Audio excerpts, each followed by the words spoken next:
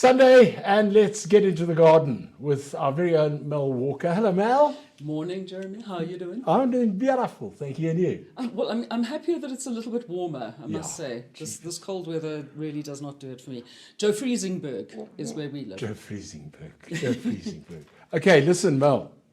Plenty of questions coming through here. And by the way, on the ticket tape, you will pick up the email address you can send questions to. And please do. Yeah, because every now and again we take a show out and we just look at your questions. I'm wanting to make a good mix for my variety of plants. Tell me a good formula. Well, I mean, I would imagine if it's a variety of plants, there must be a variety of formulas. There would be a variety of formulas. And if you go into a garden centre and you go to their little compost and fertiliser section, you will see that there's a range of stuff. So it depends on whether you have succulents, whether you have shade plants, whether you have ones that like acid compost, whether you have plants that are indoors or outdoors. And that's one of the things when I get questions from people a lot of time, I have to get them to actually say, well, my plant is indoors, my plant is this big. It all depends on all of that. And especially when it comes to pot plants, you need to remember that you're going to have to put in a whole bunch of stuff that holds water because pots will dry out a lot quicker than the ground does, especially in the summertime. So the thing to do is go in and say, okay, I've got all my pots in succulents. I'll get a succulent mix. How silly is that? Yeah, that is. But as a general rule of thumb, if you're not into buying potting mixture from like already made, if you want to try and get your own, good rule of thumb is to take a bucket of a good compost. And as I said, if it's a plant that ends in ia or aya, like fuchsia or one of those kind of plants that need an acid compost, I'd say use that. Otherwise, good quality compost, and in this country, we do have some people making fantastic compost. You can make your own at home, I do as well. With an earthworm bin and a bokashi and everything goes into the compost heap, so you get really good stuff, and your carbon footprint is a lot less. You take that, a bucket of that, half a bucket of perlite, which is the stuff that goes in. I know he's just looking at me like, what? So perlite, vermiculite, those help to kind of aerate the soil as well as actually trying to hold some of the water in. A half a bucket of coir, and you can buy the coir in a little brick, and you put it into water, you leave it in the water in the bucket, and it explodes, yeah. So you add that in because it's also great for water retention. And then I would say at the same time, a good couple of handfuls of a really good fertilizer. Once again, your fertilizer, which we will talk about just now, I'm sure, depends on what you're planting. Okay, there are different kinds of fertilizers. We'll get into that just now with the NPKs and all the bits and pieces. So no rule of thumb if you're just saying a pot plant. I can give you a dissertation this long on what you would actually need to do. So if you have a question about it and you want to know, send it. Okay. My piece in home gets exposed to direct sunlight.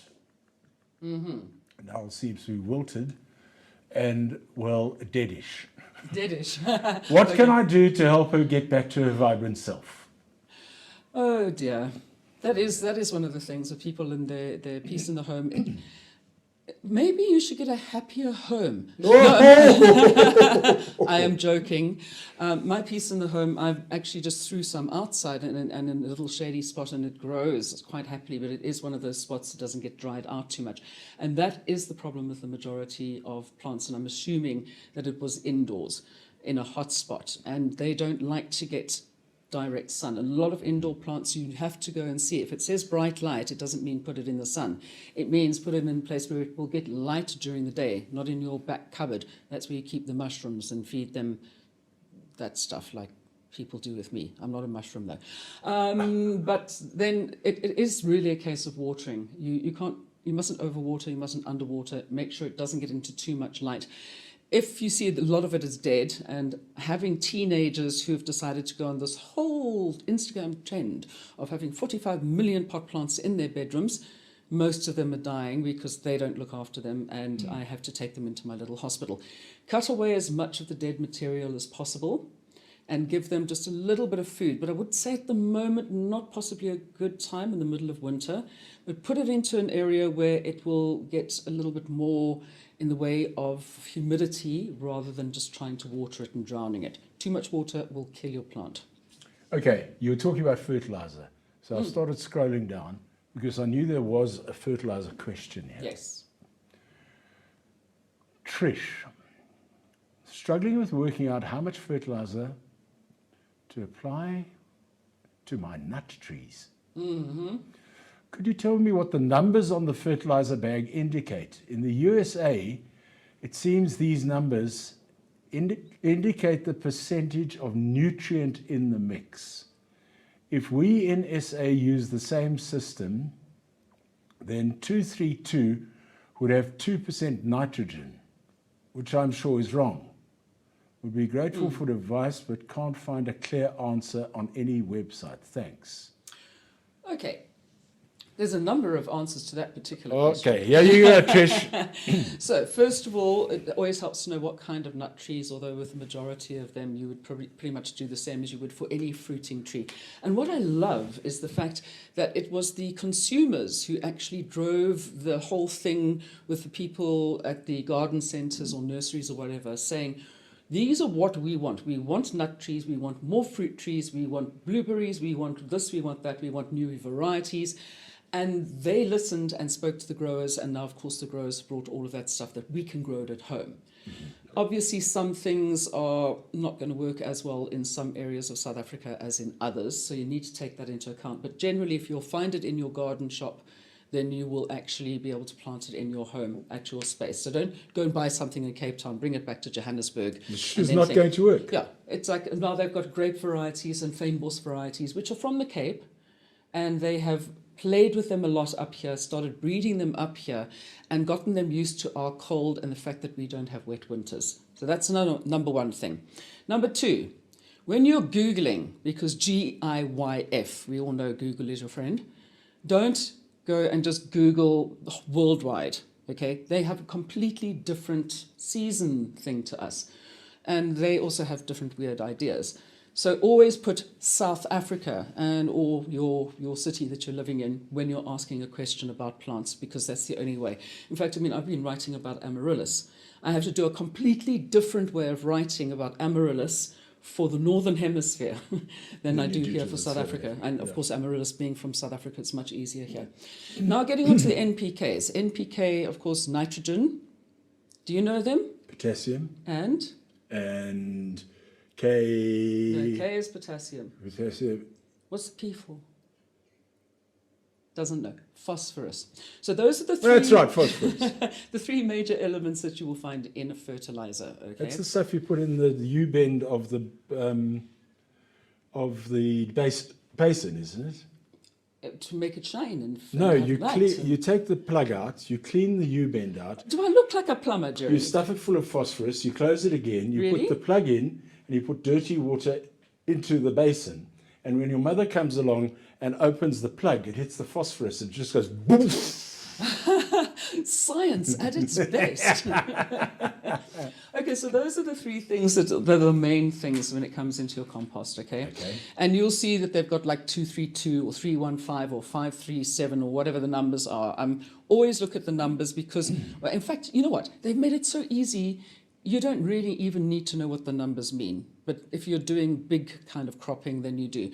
But what it boils down to is if you want to grow vegetables, for instance, you need to make sure that they're leafy vegetables, or most veggies will have lots of leaves, that the leaves will grow. So that's why they've put on the outside of the green packets for veggies. They've got veggies on the outside.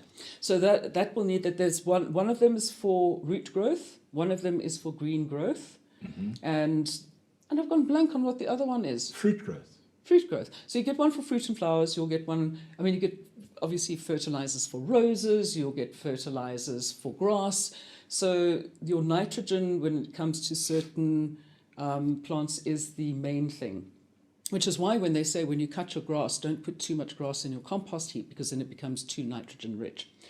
But when it comes to things like nuts and those numbers, the 20-20-20 afterwards, it basically means the percentage. It's that easy. It's a percentage. But look at the picture on the outside. Seriously, we could not make it more gardening 101 for anybody. Right. Here's one I can even answer. Okay. Where was it now? I don't know. How can I get rid of my elephant grass without hurting my flowers?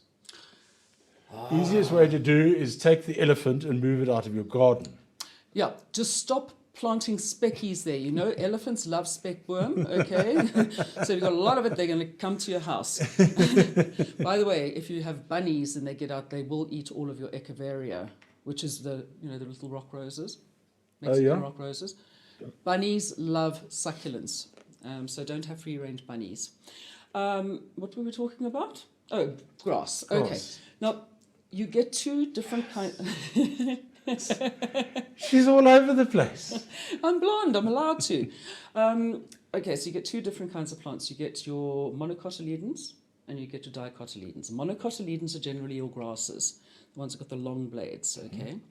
Dicotyledons are the ones that have different shaped leaves, like clover is a dicot, but everything else, including elephant grass, elephant toothpicks, a lot of those are all grasses. They use different methods, especially when it comes to using chemicals.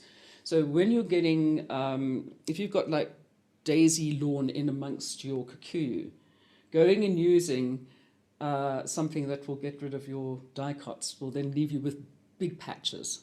However, if you've got something like elephant grass, which is in between your ordinary grass, you can't use one of those not pesticides, herbicides, to get rid of it because it'll kill off all your ordinary grass. Makes sense. Everybody hates me for this. You need to get some exercise. Get out there On your hands and your knees. On your hands and knees. Trowel. And dig it out. That honestly is the best way. Do not be putting poisons into the atmosphere or into the environment. Hands and knees, trowel, go and dig it out. I love weeding. I think weeding has become one of my favorite things. I can sit for ages on a patch of grass and just weed because all you're concentrating on is just that. And it frees your mind. It's like a meditation. Yeah. Yeah. It is. So remember, hands, knees, trowels and weeding makes you a better person. Check this one out, hey? Yeah. Okay, we're running out of time. So last one. We're going to have to do one of these again, Mel, because there's so many questions. Absolutely, no problem. I'm quite happy to do that. There was one here. I would like to start vegetable gardening, and I would like to know if there is a tomato variant that grows easier than other.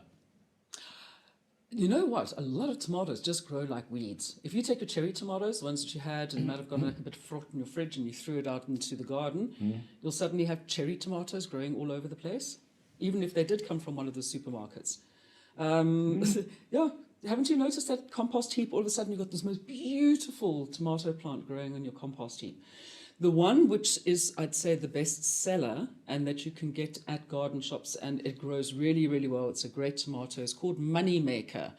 I wonder why they got that name. Yeah, exactly. But to be honest with you, there are so many places these days that are giving you so many different kinds of tomatoes. I mean, black tomatoes, purple tomatoes, orange, yellow, red, little ones, big beefsteak tomatoes. You can get them all. And they pretty much will all grow in exactly the same way. So if you are looking for unusual varieties, can I tell the people who they should get hold of? Because they are online people. Get hold of Sought After Seedlings. That would be with my darling Linda, who does TV shows with me. She has the most amazing range of heirloom tomato. I'm sure you know what an heirloom tomato seed is. No. It's not. It's one that hasn't been hybridized. When you put into a ring. Into a little locket and carry them with you. So those heirloom seeds are ones that are still the original plant from years back, centuries back. It's never changed, never been hybridized. A lot of the tomatoes you'll get these days are hybrids, and which is why you generally can't grow on from them because they have been hybridized, and it'll say F1 hybrid after it. So you get an heirloom tomato seed, and the seeds that you can gather from that, the daughter plant will be exactly the same as the mother. Well, why don't we try to talk to you next week? Get Linda in. Yeah. I think Linda would love that. I'll get her in. Then the other place is online. Apart from Sought After Seedlings, you get Living Seeds. And they have a whole bunch of different varieties. Not just tomatoes, we're talking with both of them, of veggies across the board. Linda has a lot of Italian-style veggies. But Living Seeds has got the Greek domato. which is probably I did a tomato testing. So there are 50 different varieties of tomato, probably 30 actually. And the Greek domato, for me, was the most heavenly thing I've ever tasted. Well, let's talk tomatoes next week. Okay, I'll get Linda on board. Yeah. Absolutely That'd fantastic. be cool. Yeah. That'd be cool. Create a whole tomato wall. Wouldn't that be nice? Just not now. It's winter. You can't get them at the moment. No, but that'd be so cool. You have this whole wall with a trellis on, and you feed them the tomato plants through, and you stand in front of it and you go, right, which tomatoes? Which one? Just picking and eating. Oh, there's nothing better than walking past a tomato plant, and it's really hot from the sun, and just pop it into your mouth, and it just pop bursts. Burst of sweet flavour. Okay, we've got next week's show sorted. Yeah, absolutely. We'll see if Linda's available and get her in. Cool. Thank you, Mel. Thank you, darling, and have a fantastic week. Thank you. You too. And you too. Have a fantastic week. We'll catch you next weekend again. Bye-bye.